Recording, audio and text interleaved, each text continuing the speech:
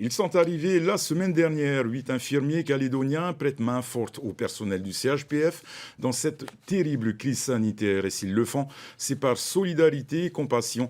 Plus que jamais conscients des risques, ils invitent la Nouvelle-Calédonie à se préparer, elle aussi, à une éventuelle introduction du Delta. Mike Leral et Oriano Tefo ont suivi 2 de ces infirmiers dans leur journée de travail. Regardez. Tu as compris? Est-ce que tu as compris? Tu es fatigué? Excuse-moi, je vais enlever le pansement. On se rend compte que c'est catastrophique.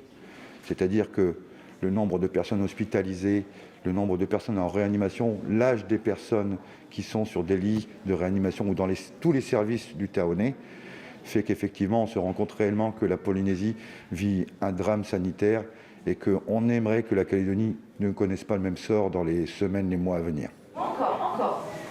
Ok. Continue, papa. Viens en haut. Voilà.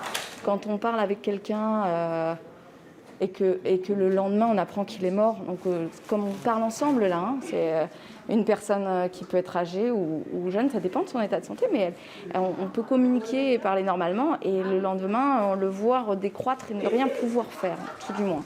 C'est-à-dire forcément il y a des actions qui sont mises en place, les oxygénothérapies, etc. Mais oui, on voit la personne partir, on voit la famille être désœuvrée, n'avoir que 2 heures après le décès pour dire au revoir à son proche.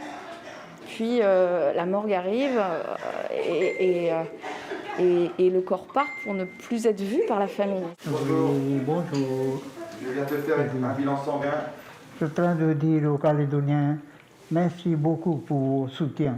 Merci pour votre force et votre allure pour partager cette lutte contre le Covid. Tu peux me redonner, s'il te plaît, Yasmina, tu as vu son traitement ? Ce renfort est plus que bienvenu parce que tout de suite ils ont fait preuve de motivation à vouloir s'intégrer dans l'équipe et vraiment vouloir une volonté de mettre la main à la pâte et puis nous aider. Et franchement c'est... Heureusement qu'ils sont arrivés. Faites-vous vacciner s'il vous plaît. Je lis des choses, on est sur le terrain, on n'est pas des fakes, on est réel, je suis en chair là devant vous. Je vous assure, faites-vous vacciner pour protéger vos anciens, pour protéger vos enfants, pour vous protéger, pour protéger vos amis. La vaccination aide. On peut faire une forme Covid, mais non grave. Et quand vous êtes touché au niveau respiratoire dans le Covid, vous avez une partie de vos poumons qui sont détruits à vie, ce que l'on appelle des fibroses pulmonaires, des nécroses.